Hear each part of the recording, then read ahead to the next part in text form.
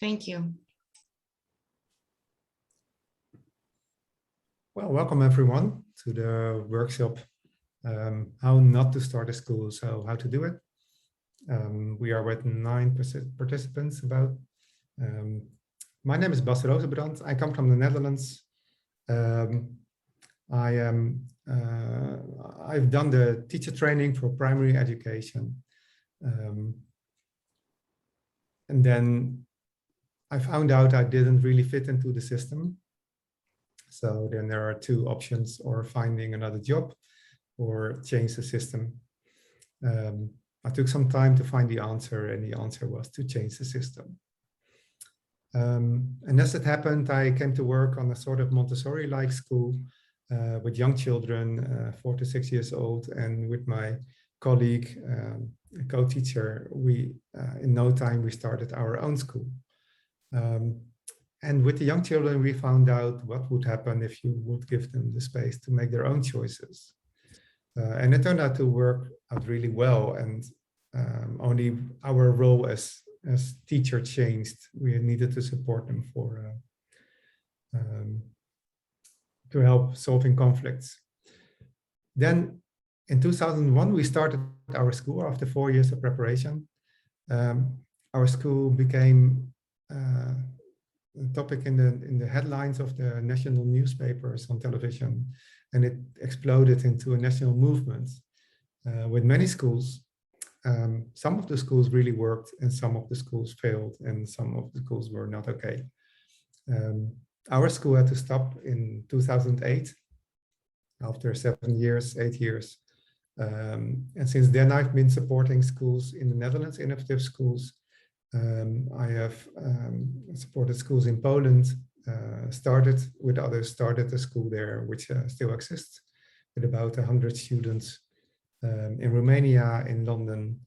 And at the moment, I work at the University of Applied Sciences in Leiden, where I started with others a teacher training for innovative education, where you can get a bachelor degree for education. So I really had a lot of experience with starting schools. Some I started myself, but also with what I've seen with others. And at the moment, there are a lot of new initiatives. So I wanted to give this workshop because I wish that the projects that are starting are succeeding, because that's what children deserve, to have a good project. So the title is How Not to Start a School, because there are many mistakes, and if I share them, you can avoid them in your own projects. What I share is based on experience. So, but you must find out for yourself what works for you. So I'm not telling the truth, but you are in your situation, in your context, and it's quite complex. And so take this information and see what you can do with it. If you have questions, we are not with so many people, so either ask them in the chat, or yeah, raise your hand, or come in between. Then we can have a conversation also. In the chat, I put the subjects, so you can see what will be the order of things.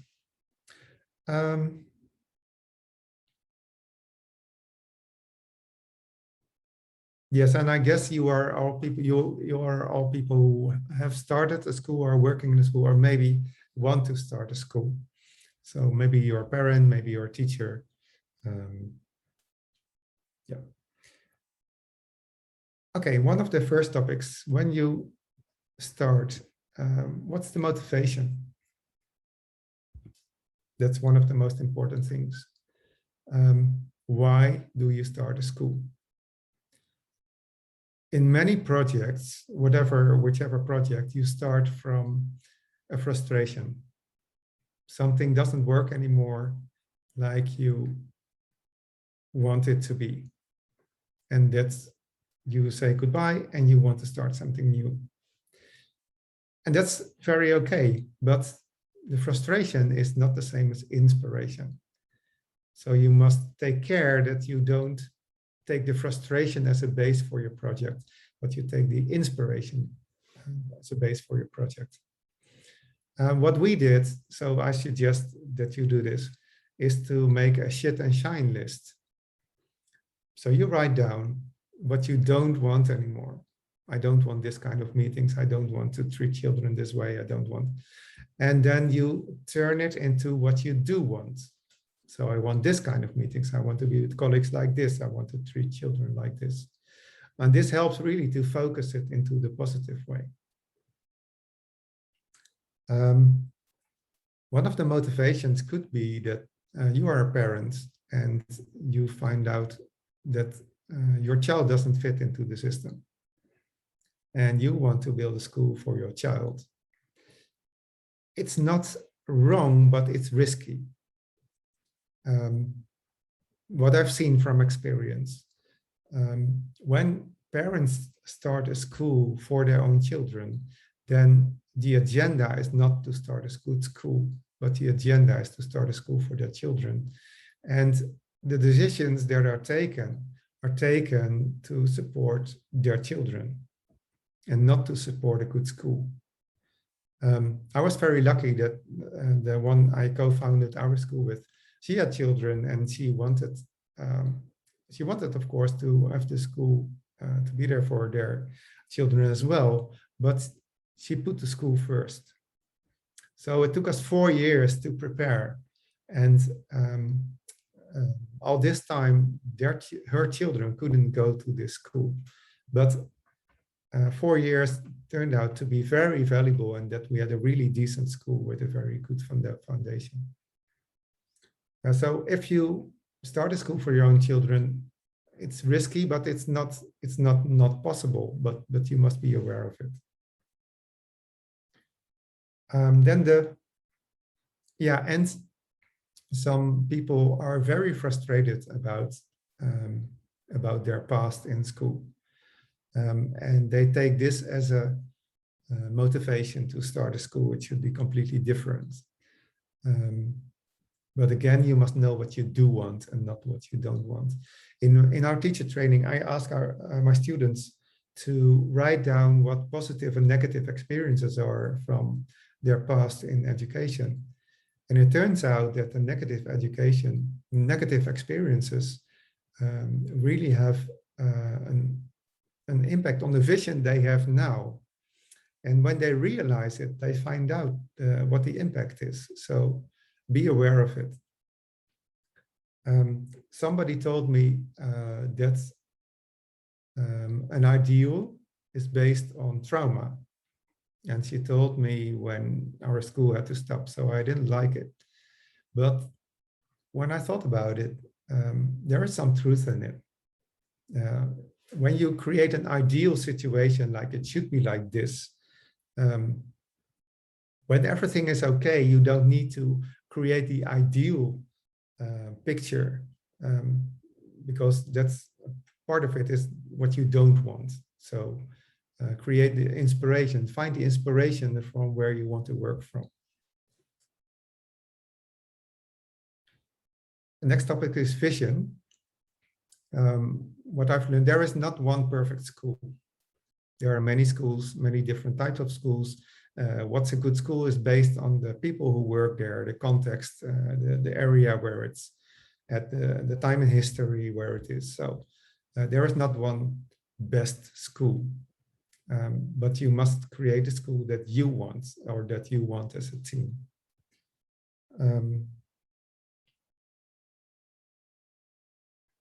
And what I've learned is what's really, really important is that your vision is very clear.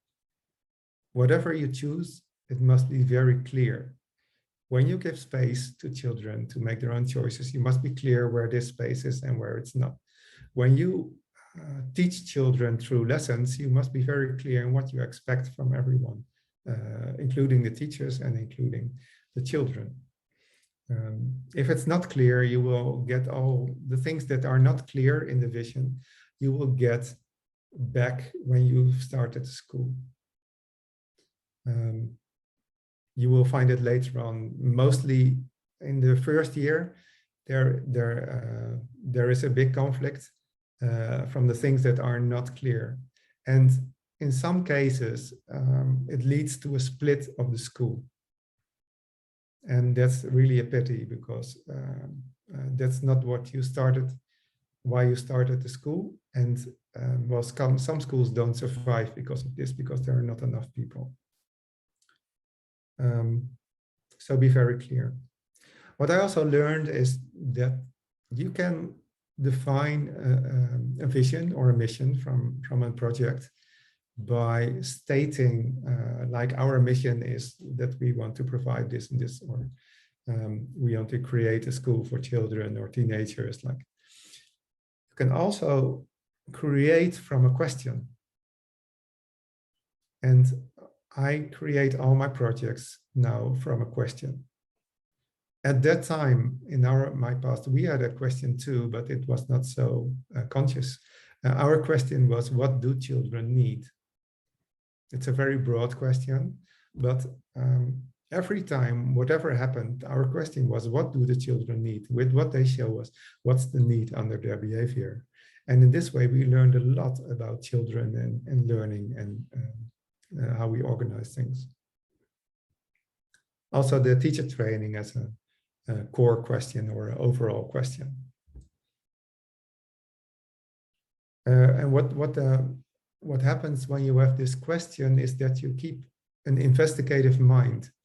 When you have a goal, you go like this, but you leave everything that's not part of the goal, you leave it out of your perspective. When you have a question, you're in the middle. And whatever happens, you go back to the question and you can give the answer for this moment, in this context, in this time.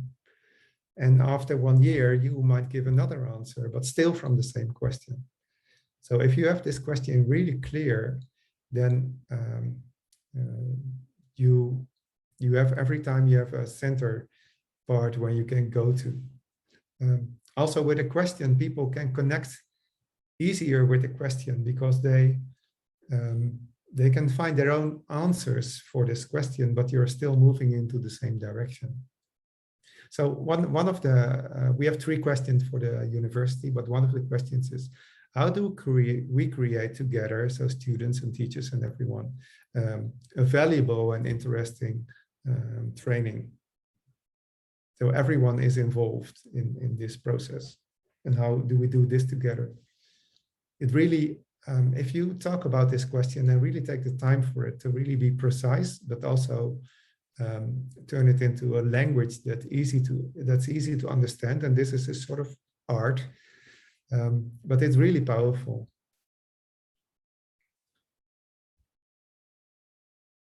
So this is about vision. Part of the vision is it possible that you get experience somewhere?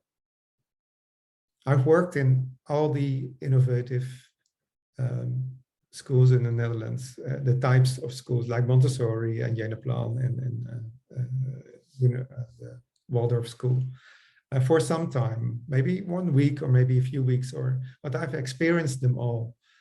I worked in a school for highly able children, and all these experiences were really very, very valuable, because I learned from it what I really liked, and I also learned what I didn't want. But I learned it from experience, and that's different than from a book. I was very happy that when we started our school, I already knew what could go wrong, so we didn't have to make these mistakes in our process. I was very grateful for this. Yeah. Why it's especially important to prepare very well is, I think a school is one of the most complex organizations that exist, because you have to deal with your own experience in education. You have to deal with the parents who have their own experience in education. You have to deal with the children. You have to deal with the parents and the children. You have to deal with the whole society. And at the moment, you have to deal with a society and a world where a lot of questions are asked about which direction we want to go with our society. So there's a lot of complex elements that come together in one organization. It's not just, oh, let's go there and do it. There was a lot of interaction needed and going on.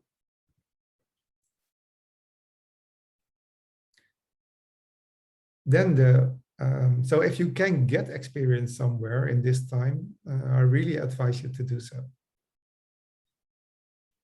It makes a big difference. Then you have the children. What kind of children do you want in the school? Also, clarity is the most important. And what I've learned from experience, so it's not that I want it like this, but it's really experience. When you start a school, what happens that there are two kinds of people who are attracted to new schools, roughly. One kind is coming for the vision, and one kind is coming because they're searching because their children don't fit into the regular schools, or they don't get the attention or that's needed for their children.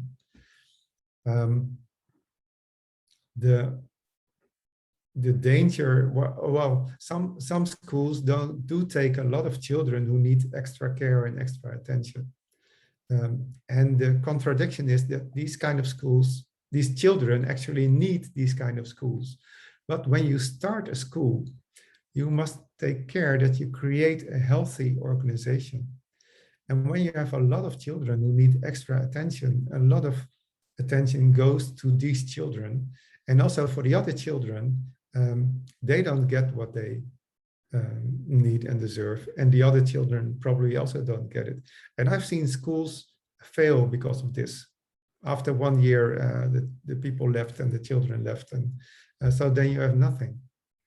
To give an anecdote from our own experience, we had a boy, in our first 2 days, we had a boy of 9 years old who was unexpectedly aggressive. I was playing a game with him and another kid, and suddenly he punched the other boy, and then he ran away because he was ashamed of what he had done. At the end of the day, with our team, we were talking about this boy, what to do with him, what he needed, and at a certain moment, one of the staff members said, "Well, wait a minute, we are starting a new school, and that's very complex. And we need a lot of things to arrange and to invent ourselves. And we are talking mainly about this boy. This is out of balance." And she was right. So we decided that for now, this boy could not be in our school. And we talked with the parents. And the parents, of course didn't like the message, but they were very happy that we were honest, because they had experienced that school said, yeah, he's welcome, and the boy didn't get the attention that he needed. I had a personal talk with the boy to explain everything, that he was not to blame, but what the situation was. 3 years later, the mother called me, and she explained the whole journey they had gone through to finding a right school, and now finally they found one. It happened to be a school where I worked as a teacher as well. But she said when they asked the boy, from what school do you come? He says, from IDEC, and that was our school. And he's been there only for 2 days. So he has experienced something there that was very valuable for him.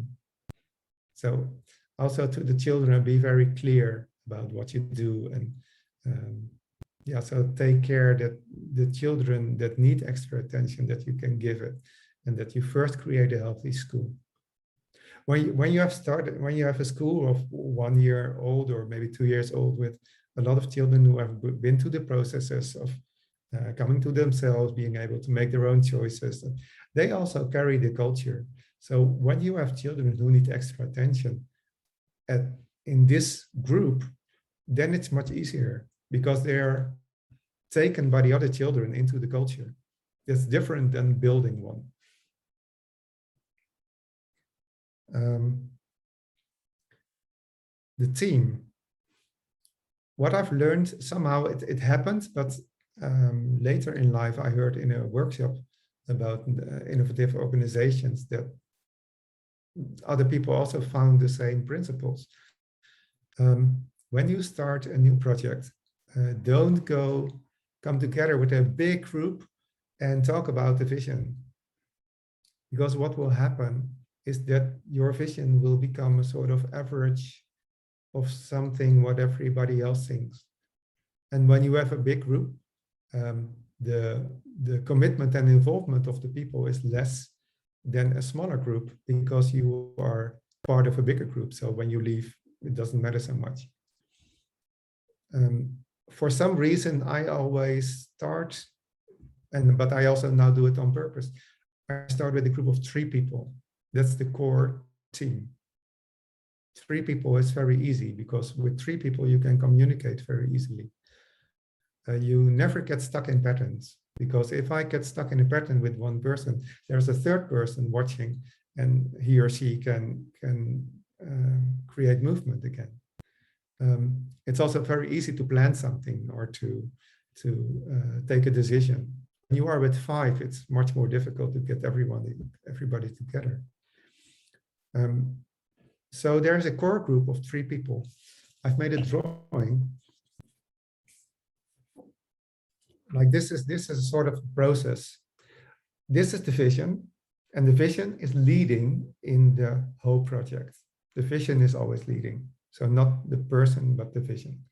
This is the core group. And like I said, 3 people is a good number, but it doesn't have to be 3. It can be different as well. And then when you have your vision very clear, what happens is that there will come people, you will meet people on the road, people who can support you. Maybe somebody who can give money, maybe somebody who has a place where you can stay, maybe somebody who has experience, maybe somebody who can support some chairs or whatever, all kinds of people. They are the second circle. And they are not the people who carry the project, but they support it. You can go to them and ask them for advice, or ask them for their opinion, or they can support for some part, but they don't carry it. And then you have the third circle, and that's the whole project. So that's everybody involved in the project, the parents and the other staff members and the children and everyone. When you are in the middle as a core team, you feel everything that happens within the organization. So when there is tension in the organization, you will feel it in the core team and you can process it. And it works the other way around as well. When the core team is not connected, when there is tension in the core team, you will see it in the organization. We've experienced that. When we were with 3 different opinions, there was a conflict in the organization. When we were on one line, there was clarity, so there was peace. You can ask, why shouldn't not everybody be involved in decision making? Not decision making in everything. You should take decisions in the things that matter for you directly, but not in everything. Because not everybody knows everything about everything. And also it takes a lot of time and it's not needed. What people want is that they are taken seriously. They want to feel seen, heard, and understood. And when you feel seen and heard and understood, you don't have to be involved in every decision, but you must be involved in the important decisions. One of our staff members said, well, the fact that with you 3, that you have the overview, that gives me the space to be with the children, because I know somebody takes care of the overview. And if he also would have to take care of the overview, he would have less time for the children. So there are different roles. And it's not about top down. It's also not about bottom up. It's not about equality. It's about that you have different roles for different functions, and everybody can do their role. When you ask more people for the team, you have this core team of 3 or maybe not a number. You need more people for the team. Who do you ask? Well, from my experience, you must have a diversity of people. So what worked for us was some people with experience in education and some people without experience in education on purpose, because the other people usually have a fresh look at things, and they are more able to make contact with children in a more, well, let's say open or innocent way, because they don't have the educational agenda. But you also need people with this educational knowledge, because that sometimes is necessary, or it's necessary, can be of support when you give lessons. And in this combination, you keep it fresh and you keep a fresh look at what you're doing. Well, difference in age, difference in gender, yeah, difference in qualities. In our application procedure, I always thought about, okay, if I get a conflict with this person, how would it be like? Would it be a real conflict, or would it be a learning experience for us both? And that was one of the things that make me take someone or not. And my colleague was listening if the person was using the word children, because some teachers never use the word children. They're only busy with their subject. So those people would not come in our school. The same with parents. Yeah, you want parents who fit into the vision of the school. So again, if this vision is clear, you attract people who fit with the vision. And you don't have to fight about it, or no, this is the vision and this is our game. If you want to join it, you're very welcome. If you see it differently, well, you must look for somewhere else.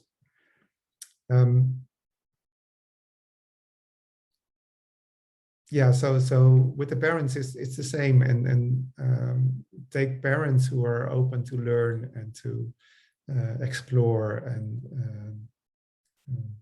and it's not always easy. But if you want to be of support for the children, you must have a good relationship with the parents, because you both want the same. You want the best for the child. And when you have a good relationship with the parents, yeah, it will support everything.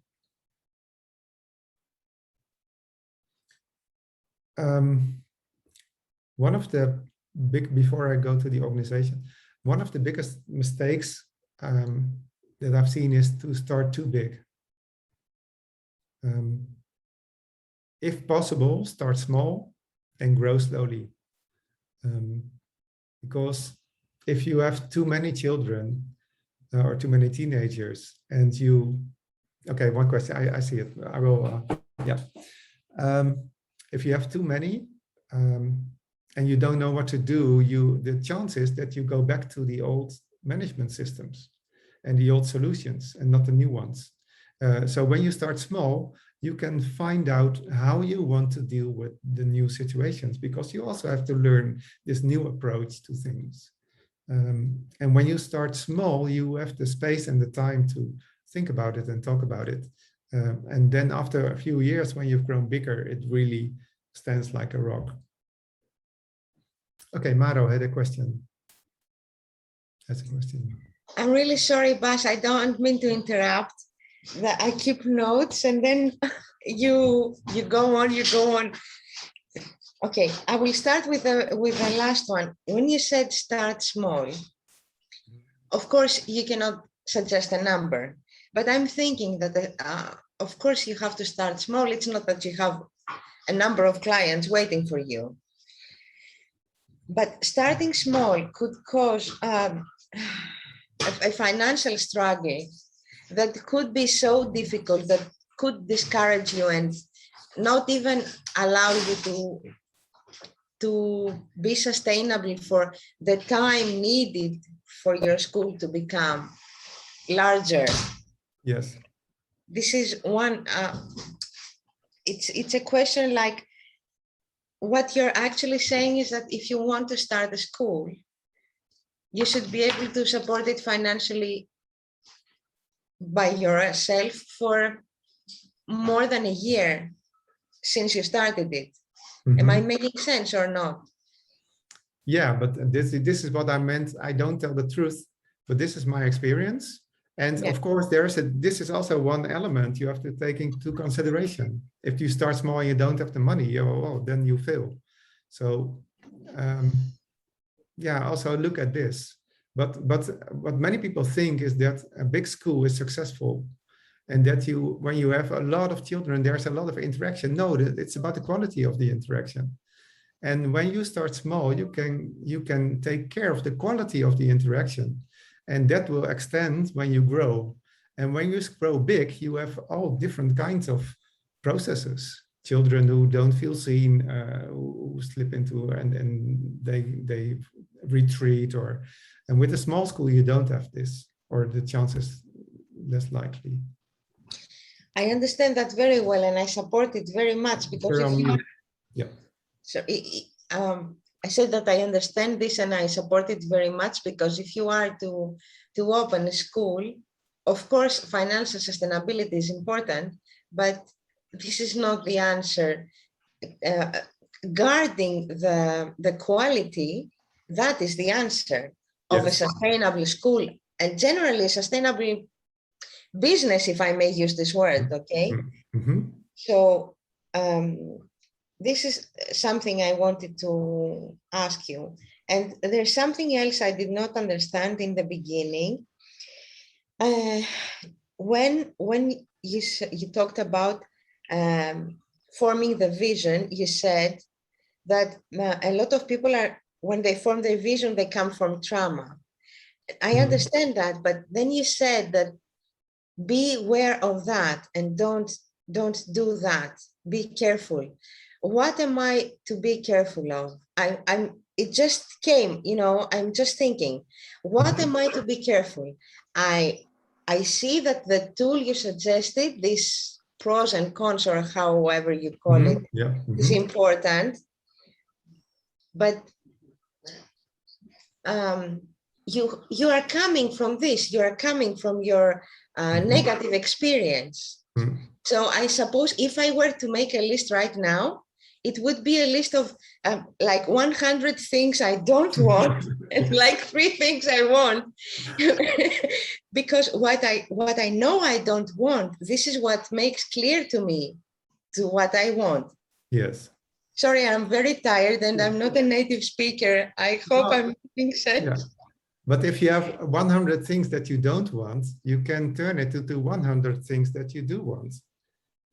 Because you don't want to be treated like this, because maybe you had an experience with a teacher who treated you like this, like in a negative way. So what do you want? You want to be treated in another way. You can turn it into the positive side. And this is one tool. It's not the answer, but it's one tool that might be helpful. So yes, it's always a helpful tool. Okay, I was just when you said be very careful of this, I asked myself, what am I to be careful of? That one example. Some people experienced a lot of oppression, or that they had to do a lot of things in education that they didn't want to. So their answer is, I must give freedom to the children. And what they do is that they give all the freedom to the children, and there should never be oppressed, and there should never be any restriction, and there should never be anyone telling them what to do. But this is based on your experience, but it's not what children need. Of course, they need freedom, but they need to be seen in what they need. And it could be, that's also my experience, some children sometimes need a hand and they need support, and they need to be, well, everybody needs to be seen. But if you have this idea based on your negative experiences, you don't look at the children anymore. Now I understand what you mean. Now I understand that you have to, there has to be a frame, kind of. Is this what you mean? You have to put the frame based on what you want, what you think you should do. Of course, this is going to be changeable because you have some ideas, and then when you go to action, they may not work at all. Yes, yeah. But you mean the frame? Okay, I got it now. Thank you. And it happens when people get fixed into an idea. So you must be careful not to be fixed into an idea, but also always go into the process of exploration.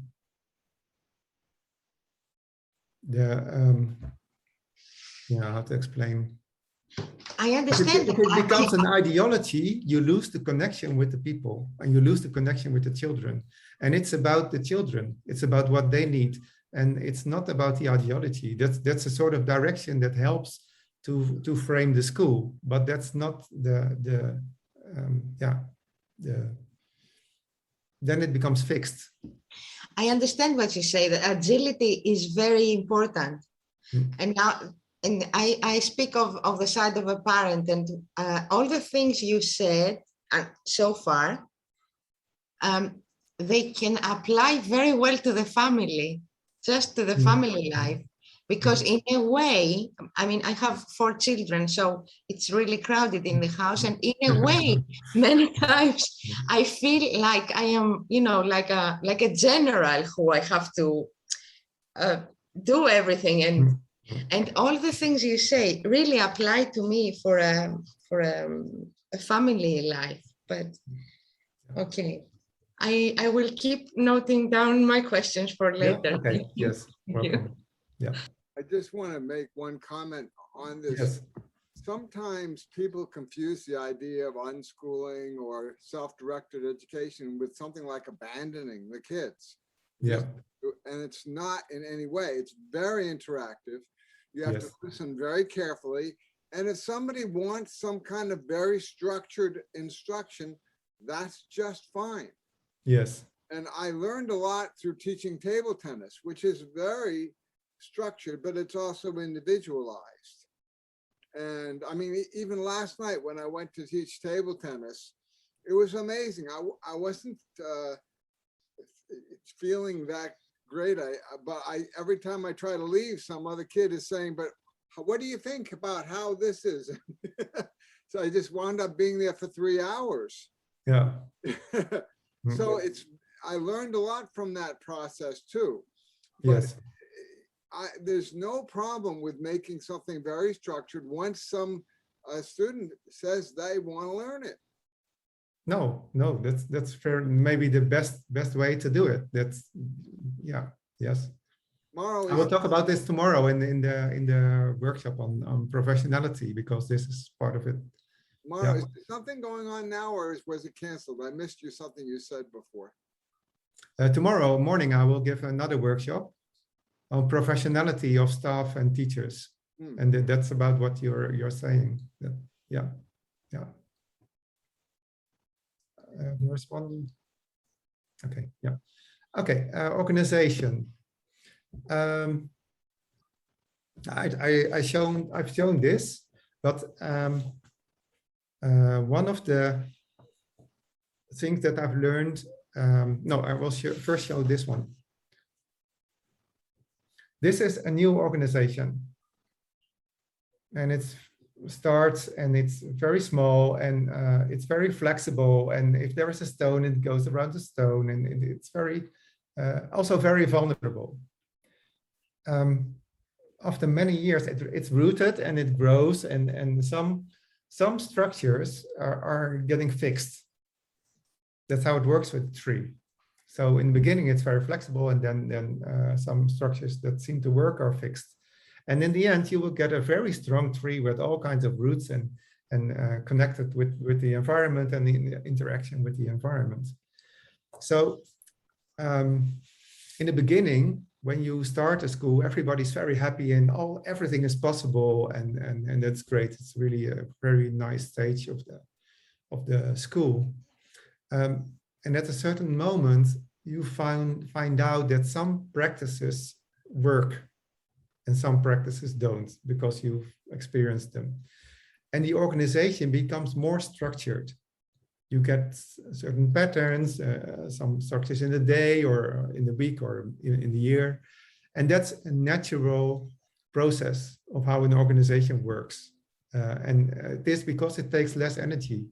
In the beginning, it's very nice that everything is possible, but if always everything is possible, it's tiring. At a certain moment, you want to have a sort of prediction or that is predictable. And this is a curve for how an organization develops. It's not from me, but from other organizations. But here everything is open and people are happy about this. Here the structure is coming in. And what you have to take care about is that you don't get fixed into the structure, because the structure is the support for your vision, but it's not the means. When you get fixed, your organization will go down. So when you notice, okay, now we get too fixed, you have to reinvent yourself and make a new move. And so an organization will always adapt, maybe because of the size of the school, or you have to move to a new location, or so again you have to adapt. What I found out, but it's not it's not scientific, but I have the impression that some numbers of children create, and if you go over this number, you create a different dynamic. You get a different dynamic. Of course, it's with 1 and 2. With 2, you get a completely different dynamic. But when you grow a bit bigger, 24 is a number. If you have 25, the dynamic changes. About 45. If you have more than 45, the dynamic changes. If you have 75, and of course not 67 or 75 or 76, of course not 1, but around 75, the dynamic changes. And 150 is a sort of the maximum. And that is, an anthropologist found out that villages and also with apes, 150 is the number where everybody still is able to know each other. So that's a sort of limit. And it's very interesting to look at this. I found out that we stopped growing at 45. And I think it is because you get into a different dynamic, and we were not ready for it, or it didn't happen yet. Maybe you have the same experience, but it's something to realize.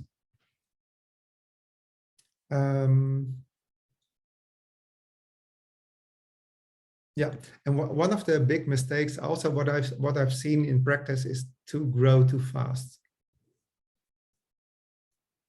So if possible, start small, but don't grow too fast, because again, the quality of the relation and the quality of the interaction, that's the quality of your school, not the number. Success is not in numbers, but in quality.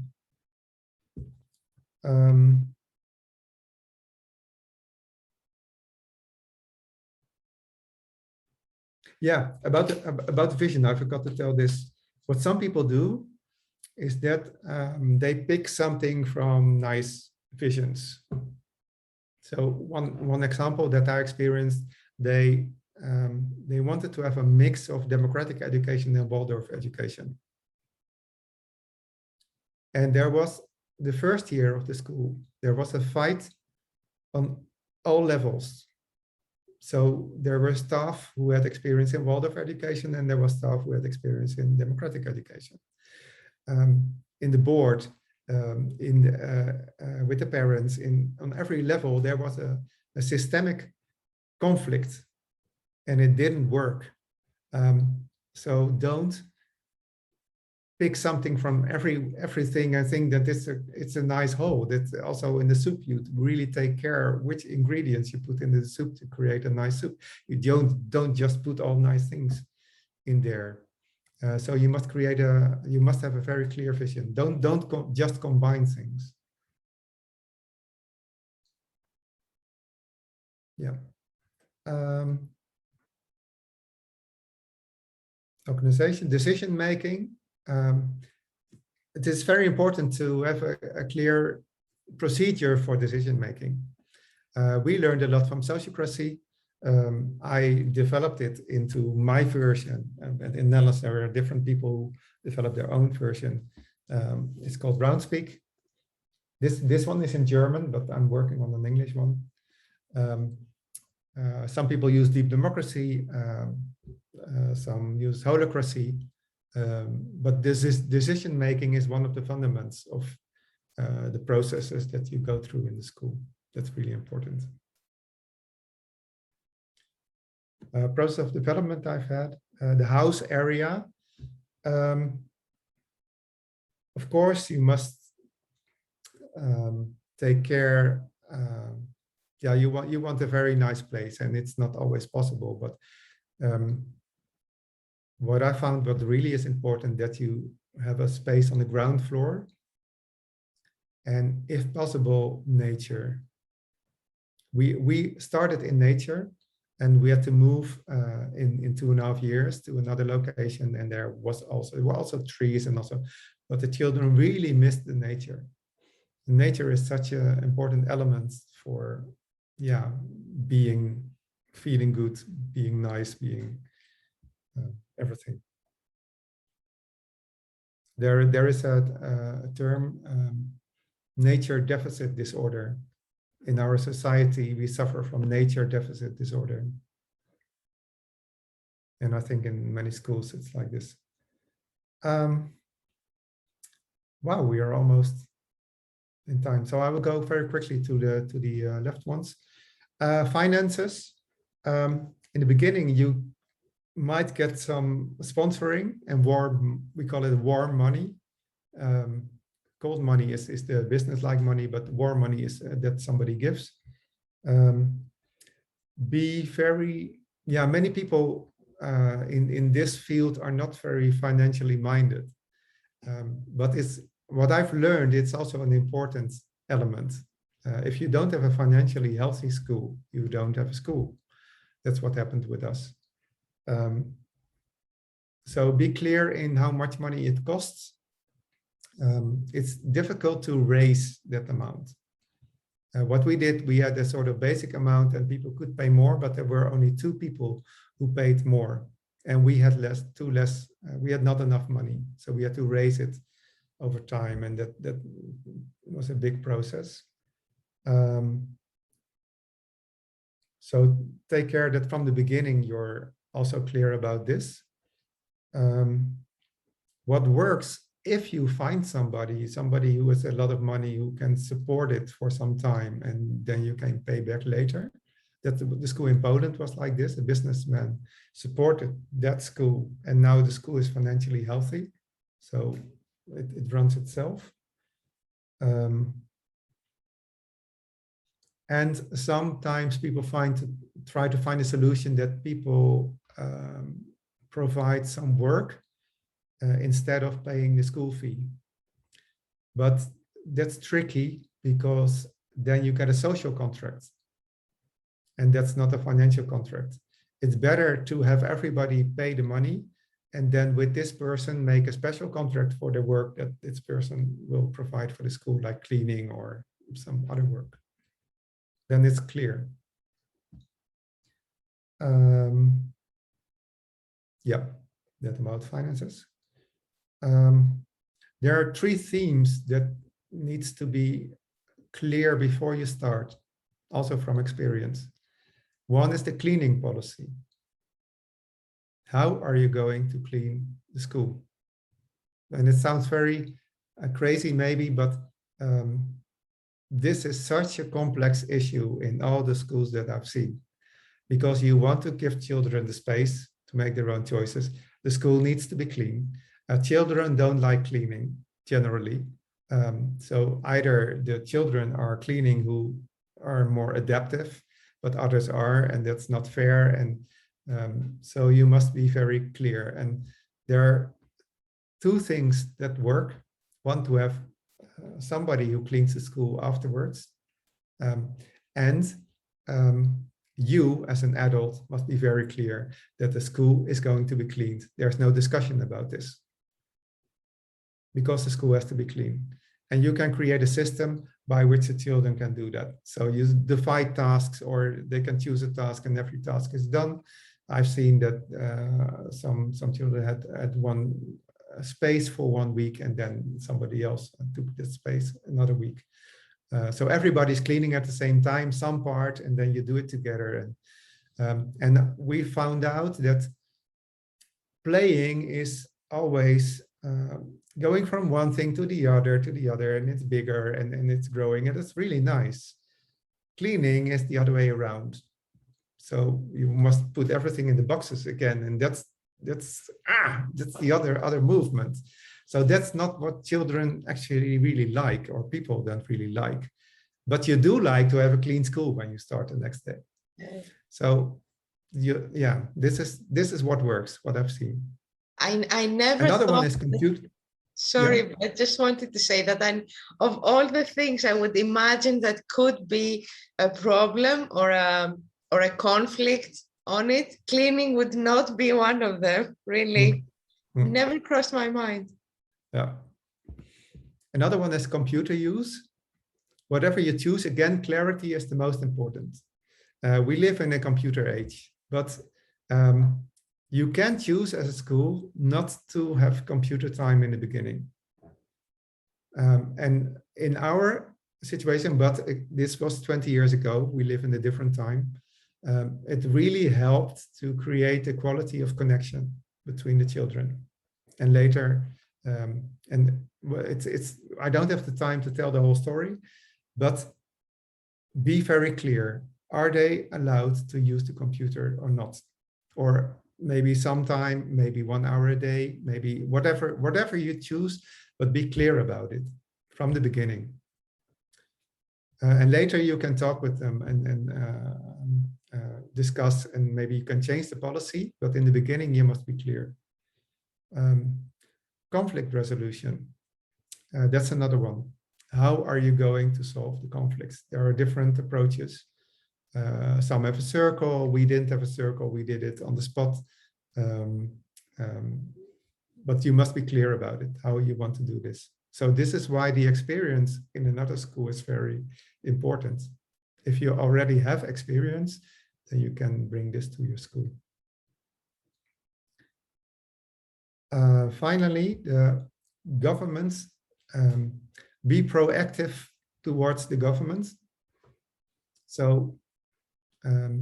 make clear that you're there, contact the local government, contact the inspectorate, that you're there. When you're open and you don't feel threatened, they are more open towards you. And you can also ask them to help you. You can even ask the inspection, can you help us how to solve these things? And that's better than fighting them, because fighting the government, you will lose. Yeah.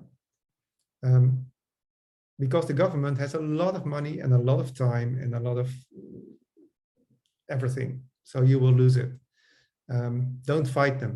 Try to involve them into your... in our school, the inspectors who came to our school were really interested. They were very, very happy when they could come to our school. We were not always happy because it took a lot of work, and but they were really happy. And the system inspection was not so happy with us, but it was not the people who came to us. And we got a lot of support from them. Now, really the last one, because it's time, transforming existing. Sorry, I just don't want you to stress, because after you there's a half an hour break. So if we still like 5 minutes, it's okay. Yeah. I'm just telling you not to stress, not because I want you to stay longer, because I understand that you're very tired. Just don't stress. Okay. The instructions were to stop 5 minutes. But I just checked the schedule, and there is half an hour break after the next, before the next session. So we're fine. Good. Transforming existing schools, because this is all about starting a new school, but can you transform an existing school? Well, in one way, it's really hard, because you have to deal with the people who are already there, and some people will be very supportive and some people won't. But what I've seen, some elements that are really important is the school leader or a small team, and that they are really open to listen to the people. This week I talked with a school leader who managed to really change the vision and the practice of the school, and she was able to listen. She asked, she didn't have a vision that she wanted to implement, but she really wanted to grow the school together with the staff. And she asked, what does the school need? And I really like that question. So you take the whole context of the area and the history, and then what does the school need now at the moment? What do the children need? And all the staff are very, they are learning. And she created a culture where all the talents of the staff were clear, and there was diversity, and the power of the people was used. And this was a government-funded school, a very big one. So it is possible, but I think it's the type of leadership and the type of people, and that you ask about that you take the context into account. So this is, in short, I missed one last thing then, the media. What we've learned, we came in the headlines of the newspapers before we even started, of the national newspapers. And it sounds like success, but it wasn't, because media takes a lot of time if you want to do it right. There were journalists coming, and we had to take care that they didn't write the wrong things about us. There are two types of journalists. There are journalists who really are news hunters, and you must kick them out. They really do damage. And there are really journalists with a lot of integrity who really want to hear your story, and they want to write it down. But when they do it for newspapers, there are other people who make the headlines. And headlines must be sensation. So take care. What you can do with the local newspapers, make a deal. Like, we will provide you with information at the time when we have it, and you don't write about us in the other times. So they will have the information that they need, and you will have the control about when you will be in the news. We did it with one school, in one place, and it worked. And of course, now we have the social media, and you can use this, but it's better. I think it's better to come out when you have results. So after a few years, than before, because what happens when people start a school, they're very enthusiastic and they want to share their idea, and wow, we have something great. And then a conflict happens in the school, and then some trouble comes. And then you don't want to share this because this did not fit your enthusiastic story. But if you come out a few years later, you have processed these things and you can show results. And you can discuss ideas, but you cannot discuss results. So you're much stronger. And at the same time, you as a school, need to know the world that you're there. So you need to go to the media. So again, you must make your own choices in this. But this is a perspective I would take. So first work a few years on your school and then go out in the media. Well, this is it for now. If you have any questions, or welcome. This is talk. I see Derry. Go ahead. Derry, yeah. Hi, Derry. You're on mute. You're muted. I'm the bad person who mutes everyone, Derry. I confess. It's me. Oh, you missed the Irish swear words again. This happens to me every time. I got 3 quickies. The first one is a big thank you to Bas. If you haven't seen this amazing and wonderful book called A New Morning, has he shown it to you? Because I arrived Not late. yet, but here it is. Snap. It's just wonderful. I can't find words for it. And, Thank you. So that's the first thing. It's a great big thank you. The second one is a quickie on the inspectors. I so agree with you. And I sometimes feel we talk a lot in England about the successful Summerhill court case where the inspectors were where the school won and the inspectors lost. And the judge told the inspectors to go away and leave the school alone for a certain number of years. That's been dangerous in a way. I think it's been wonderful for Summerhill because the school's still here 20 years later. But for other places, it's tempted people to go down the confrontational road where everything you say about the power of the inspectors and the state is true. And I'm thinking particularly of Amasse Sudbury School near Munich in Bavaria, which went down the court route and has spent a great deal of money, but certainly hasn't won. It hasn't totally lost. So I completely agree with you. Try and do a deal with the inspectors, because in your country, the heart camps took them on to De Campagna and De Courge, and they lost. But then later at Harderwijk Sudbury School, they kind of took a collaborative approach to the inspectors, just as you've described, and established a good working relationship. So the inspectors now understood what the school was trying to do and no longer tried to close it. So that's it. I totally agree with you on inspectors. And as far as the press is concerned, my trick as a head teacher was to feed the local press stories with lots and lots and lots of kids' names. Then all the aunties and uncles and mummies and daddies will go and buy the local paper and give the press pictures with hundreds of kids in. Then all the mummies and daddies will go and buy the paper. And you quietly say to the editor, look, don't write any rubbish about us, will you? Or I might just find it difficult to send you all these good stories, which are selling lots of papers for you. So that was just my experience with the press. Thanks, Bas. Lovely to see you. Yeah, thank you, Derry. Yeah.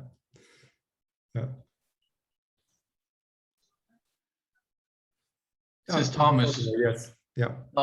So I was a staff person at a small Sudbury school almost 15 years ago. And I just wanted to confirm your experience about how important and kind of a pivotal, critical point was both the cleaning and the use of computers.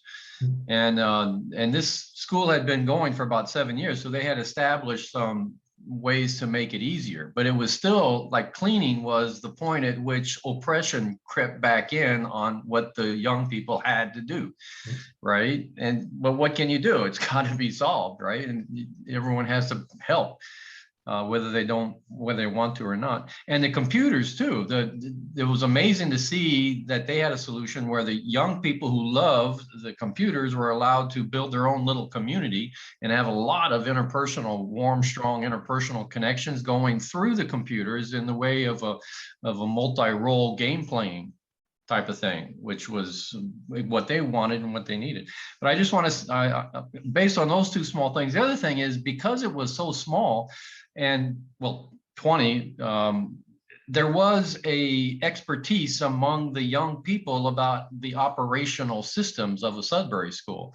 So when a new person came in, adult or a young person, all they had to do was be a spectator for a little while and they could see how it was going. But if you start large, then you have like a lot of fish in the same fish tank at the same time. They're going to have to figure it out, and it's going to be a lot more difficult, I'm guessing. But a couple of points. I'm smiling. Big thanks to you, Bas. I'm going to look closer at your whatever websites and information you're offering. Big thanks. Yeah, thank you. Yeah.